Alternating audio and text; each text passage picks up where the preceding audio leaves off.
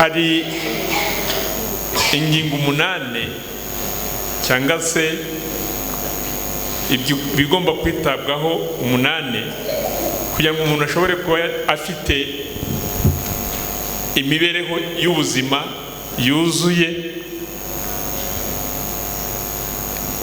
Icyambere agomba kwitaho ni byerekeranye n'ibyo kurya, tuzagira icyo tubivugaho, kandi dutekereze ko wagombye kurya uvuga uti ndi kwivura, kandi n'imiti yacu dukoresha akaba ari ibyo kurya byacu. Twe kubitindaho. Icya kabiri ni uguhumeka umwuka mwiza. Guhumeka umwuka mwiza bya byo kurya twariye tuvuga ngo turashaka ko bitugirira umumaro wo kudutunga. Umwuka duhumeka ni utuma havamo ibyo bita glycose umubiri wacu ukeneye, arizo mbaraga zacu. Kuguhagarara kunguku gushobora kuvuga nuko ibyo nariye havuyemo bishobora kumva imbaraga, ntashobora guhagarara imbere zanyu. Umubwiriza agashobora guhagarara imbere zacu nuko aba yabonye umwuka mwiza. Hari uburyo bwo kugira umwuka mwiza mbere tutaragera ku majyambere ahagije. Twararanaga n'amatungo yacu, ariko none ubu dutangiye kugira ingeso yo kurarana n'indabyo n'ibiti mu nzu. Ibyo biti bishobora kuba byadutera kugira umwuka mubi.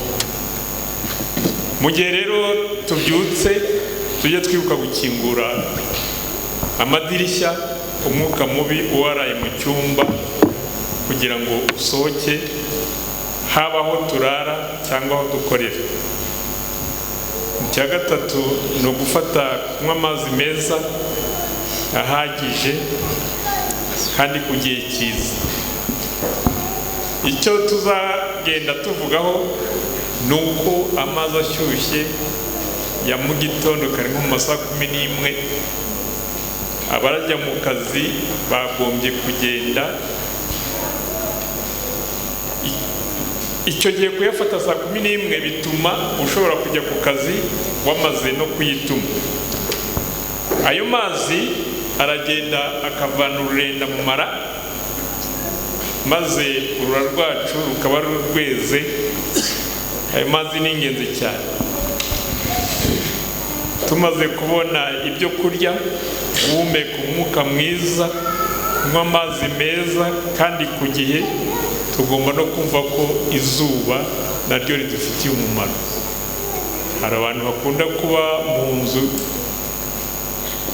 nta mpamvu cyangwa se barwaye, ariko mujye mugerageza kujya ku kazuba. Akazuba ni ingirakamaro cyane. Ibindi tugomba kwirinda ni ibyerekeranye no kwirinda ibiyobyabwenge, ariko twe nk'ikawa, icyayi n'inzoga byangiza umubiri wacu.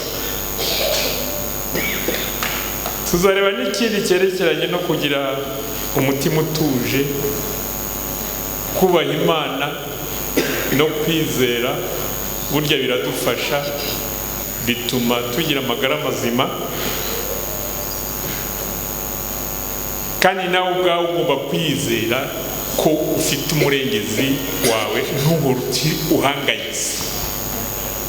Iby'isi turabisiga, twe tuhanyura dutambuka, ntabwo byagombye kutubura cyane.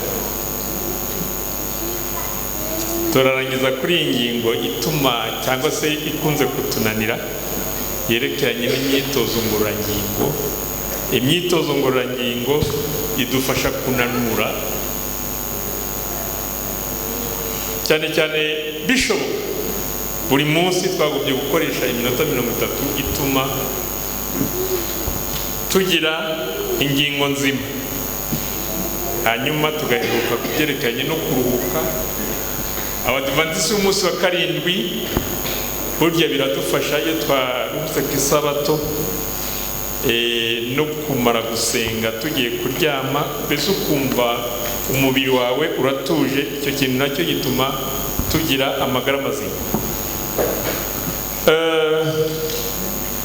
Umuntu ategetswe kugira byibuze amasaha 8 hagati ya 7 n'8 yo kuruhuka usinziriye neza.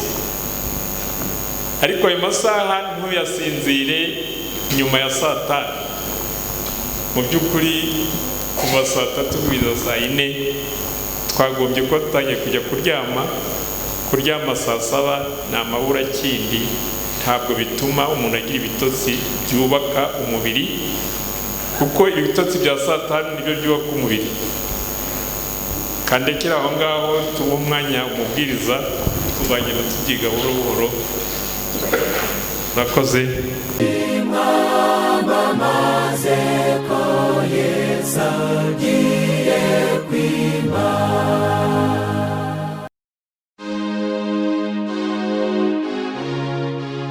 abo bose bapfuye bakizera batarahabwa ibyasezeranyijwe, ahubwo babiroraga bakiri kure cyane bakabyishimira.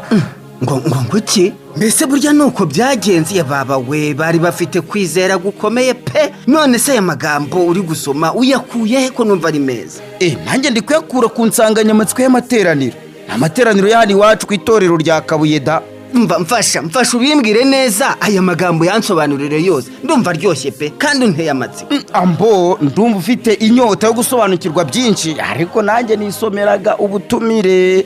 Ushaka kumenya rero ibiruseho kwabibwirwa n'umubwiriza niwe wateguye iyi nsanganyamatsiko da. Ngaho rero nyihera gahunda neza numva iby'ubwo butumire. Amahanga yasubiranyemo muyaburire. Nawe ufite inyota ngwino muri aya materaniro, kuko ubu butumire burakureba.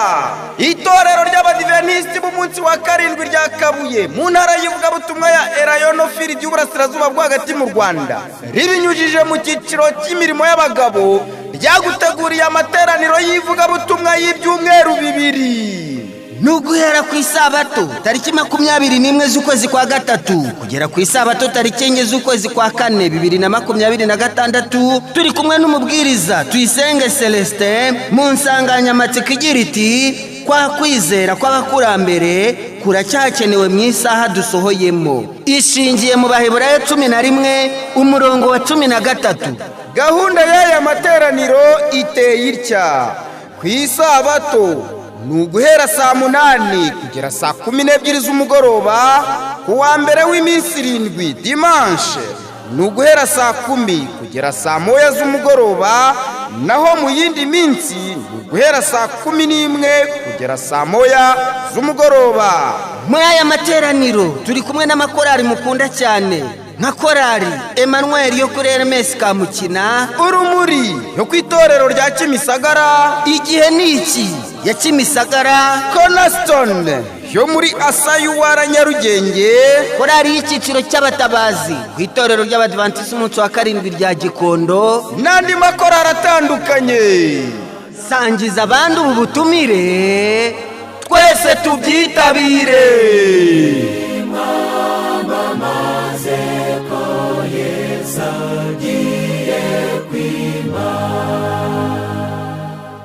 Imama mazeko Yesu